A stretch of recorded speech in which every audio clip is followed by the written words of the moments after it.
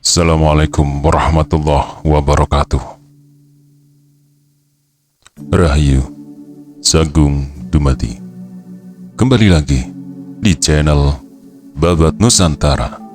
Pada kesempatan kali ini akan menceritakan Ken Arok, Ken Dedes.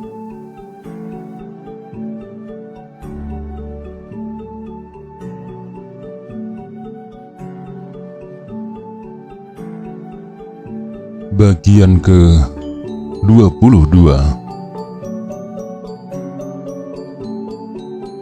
Dan dengan demikian pertemuan bertele-tele itu berbelok arah membicarakan 4 kaki sang nadi, kaki yang pincang dan yang belum ada memperkuat yang telah ada, mendasarkan semua pada sentuhan bumi.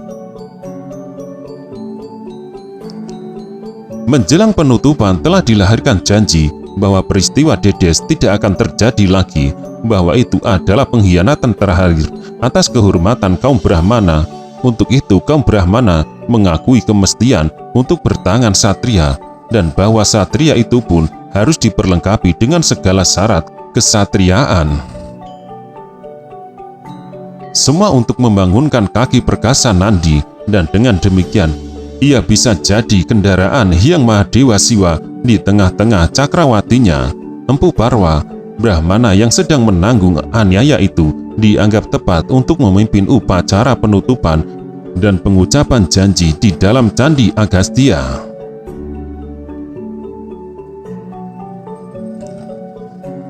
Kalau hanya menghadapi rombongan perampok atau pemberontak, baginya merupakan pekerjaan sehari-hari. Sejak sebelum diangkat menjadi Aku, ia tahu bagaimana menangani mereka. Orang yang mengaku Brahmana berkumis sekepal, menutup dada dengan Durga Mahisa Suramardini, menghadapi seorang Tunggul Ametung dengan pasukan hanya seorang diri, jiwanya terguncang. Orang seberani itu tidak bisa tidak pasti seorang Mahasida, seorang setengah dewa, seorang Batara, bukan lawan baginya dan bagi pasukannya. Di atas kuda, dalam perjalanan pulang, pikirnya kacau. Ramalan resi dari Candi Erlangga yang menjanjikan kebesaran melalui Dedes mulai menerbitkan ragu. Perampasan berhasil atas Upeti ke Kediri, kini ia dianggap bukan suatu perbuatan berandal-berandal nakal.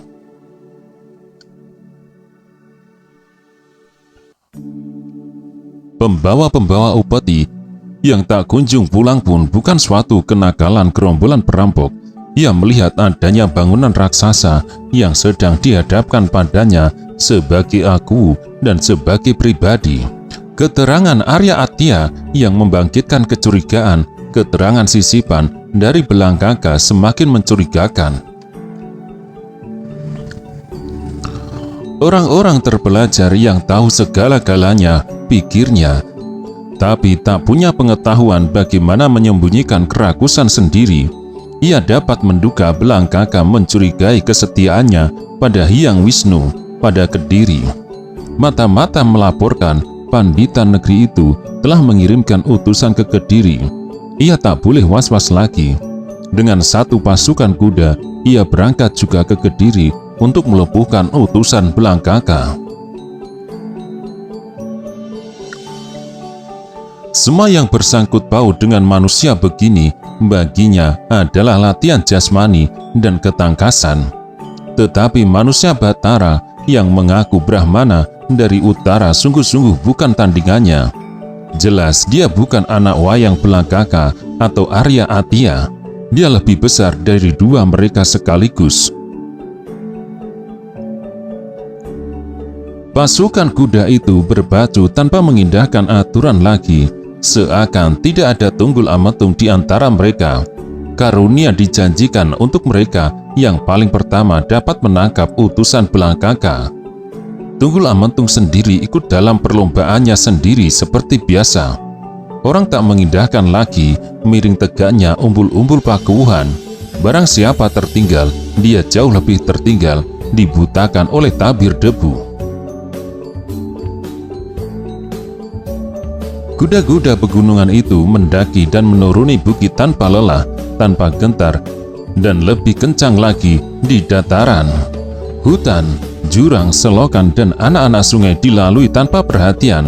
Mereka melalui sebelah utara Gunung Kawi dan Gunung Kelut, dan di sebelah selatan Gunung Anjasmara. Memasuki Jenggala, mereka terpaksa menunda pengejaran. Kuda-kuda telah kehabisan nafas dan keringat. Para pengejar kehabisan tenaga dan mata setengah rabun karena kotoran. Mereka tertinggal lebih setengah hari dari utusan Pandita negeri Tumapel. Keesok harinya di tepi Sungai Brantas, mereka dapatkan seekor kuda tercancang pada sebatang kayu kapuk. Penunggangnya tiada nampak. Setelah diperiksa, benar kuda Tumapel. Cap bakar pada pinggul kuda menunjukkan kuda Pakuwuhan. Tunggul Amantung memerintahkan untuk menyisiri hutan sekeliling. Mereka tak dapatkan seorang penunggang kuda. Rakit pun juga kosong tanpa pengemudi, tercancang di tepian. 2 buah kapal yang sedang berlayar menghilir pun tidak memberi tanda akan adanya penumpang yang naik dari tepian. Pasukan itu kembali menghadap pada Tunggul Ametung. Dia belum menyeberang, kata aku itu. Demi Hari Murti. Ia bertolak pinggang mengarahkan pikirannya. Periksa rakit itu. Orang mulai memeriksa rakit. Lihat, galah pendayung, ada atau tidak? Ada, Yang Mulia. Perakit itu masih di sekitar sini, cari. Ia sendiri menebar pandang meneliti atas pepohonan. Bangsat, turun kau. Matanya telah menangkap benda yang mencurigakan di balik dahan dan daun johar. Benda itu menyerosot turun, kakinya terkelupas, merangkak mengangkat sembah. Pasukan kuda segera melingkari. Mengapa sembunyi? Orang desa yang hanya berjawat itu pucat menggigil. Saya takut. Tak urung hilang juga kepalamu. Mana penunggang kuda ini? Dengan jempolnya perakit itu menuding pada rakitnya. Di bawah rakit saya, ya pangeran. Kembali rakit diselidiki, mereka dapatkan penunggang kuda itu menggelantung di bawah rakit. Waktu dibawa ke hadapan Tunggul Ametung, mereka mengetahui dia teman sepasukan sendiri.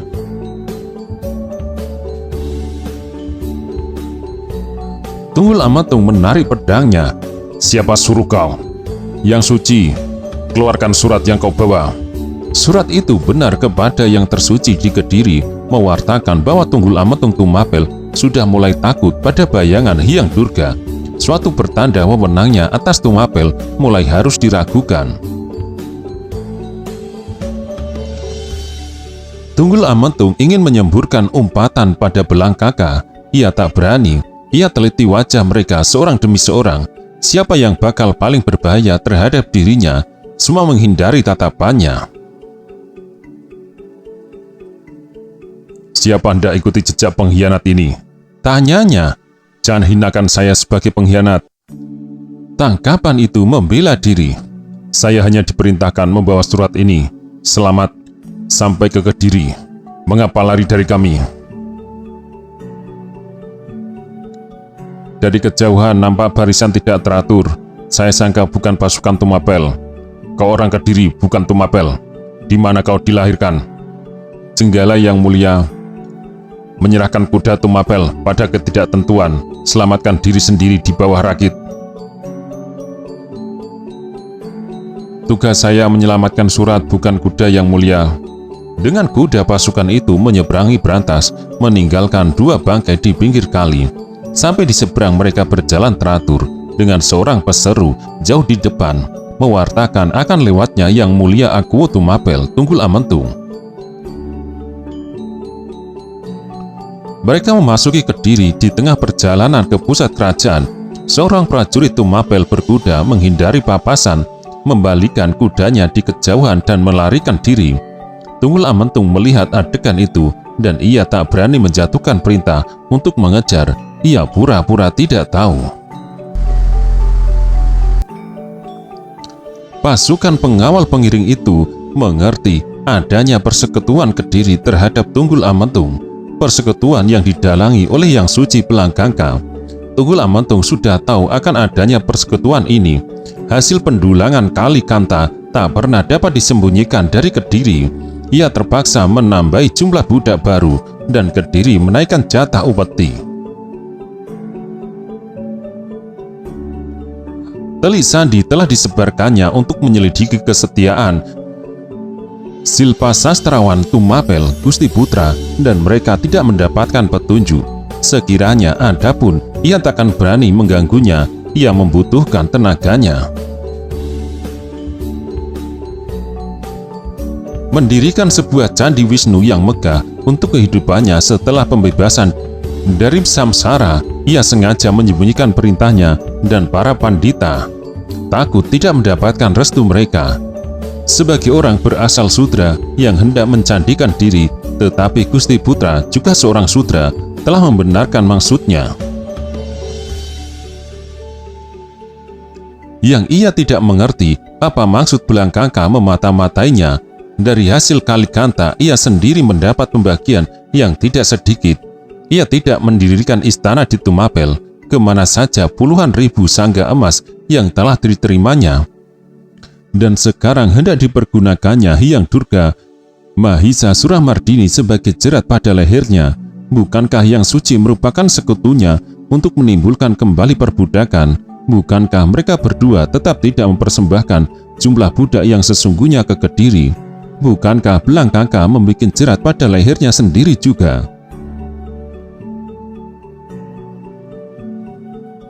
Pendahulu Belangkangka tidak begitu cerdik.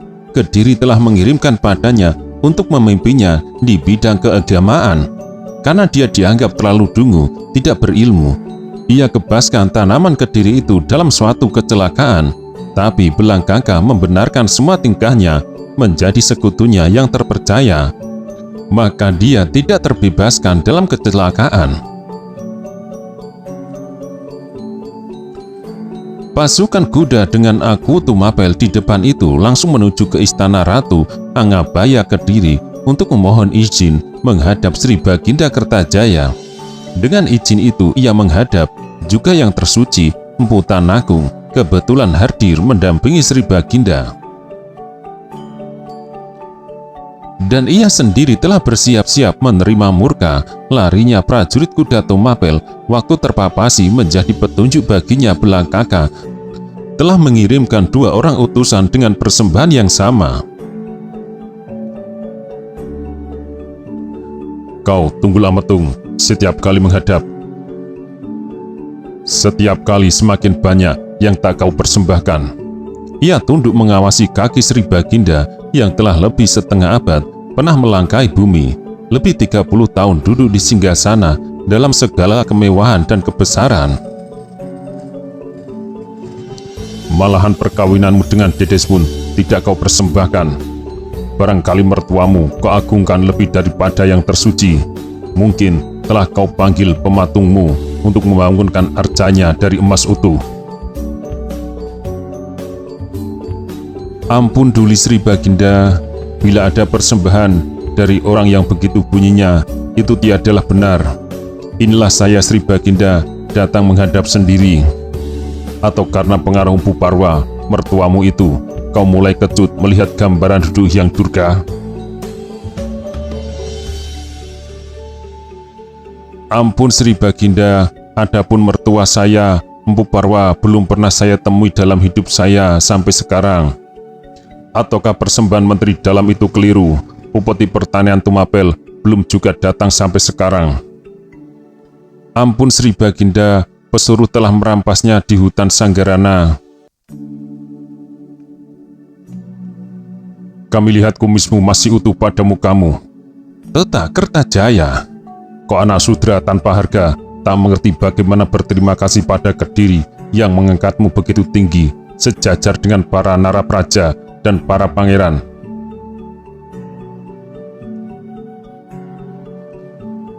Sri Baginda menarik diri dan tertinggal. Ia hanya dengan yang tersuci, Tanaku. Apakah yang suci Belangkangka kurang membantumu? maka Sri Baginda sampai begitu murka padamu? Ampun yang tersuci, kerusuhan-kerusuhan dari macam yang belakangan ini saya memang baru mengenal. Bukankah kau menjadi Tunggul Ametung melalui cara yang sama seperti dilakukan oleh mereka sekarang? Selamanya dapat saya patahkan, kecuali yang terjadi pada 2 tahun belakangan ini yang tersuci. Mereka menggunakan ketakutan kawula terhadap Hyang Durga Mahisa Suramardini.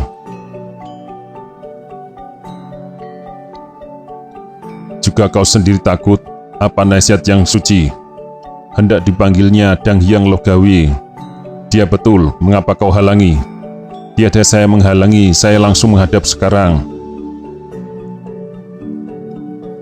Orang bilang kau telah bikin persekutuan dengan Brahmana Siwa, Arya Artia.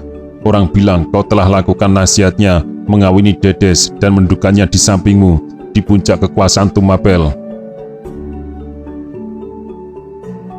20 tahun kau telah dibenarkan jadi Tunggul Ametung dan tidak juga mau belajar dari sikap Sri Baginda terhadap mereka. Jadi yang suci belangkangkah masih kurang bantumu? Mencukupi yang tersuci, ataukah kau sendiri yang tak juga bisa mengerti? Tunggul Ametung tak dapat menjawab. Atau kau sendiri yang sudah bosan memangku jabatan? Hidup dan mati saya adalah milik Sri Baginda. 20 tahun yang lalu, itu pun telah kau ucapkan. Saya tidak akan jera mengucapkan yang tersuci. Tidakkah yang suci pernah menasihati padamu tentang Arya Atia, seorang Brahmana yang tinggal di pinggiran kota, minta pengakuan bergelar Arya? Brahmana yang membutuhkan gelar kebesaran dunia. Bukankah telah diterangkan padamu apa arti peristiwa itu?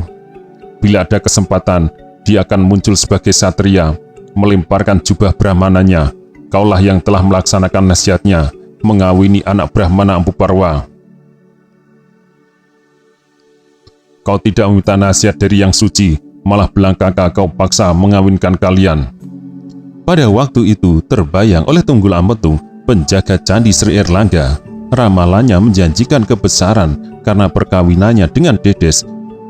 Kini bencana demi bencana jadi hadiah kawinnya, dan kebesarannya terangkat naik ke atas ujung duri. Baik, pergi kau pada Ratu Anggabaya, pikirkan masa-masa sampai jawabanmu dapat kau persembahkan dan dapat dipahami oleh Sri Baginda.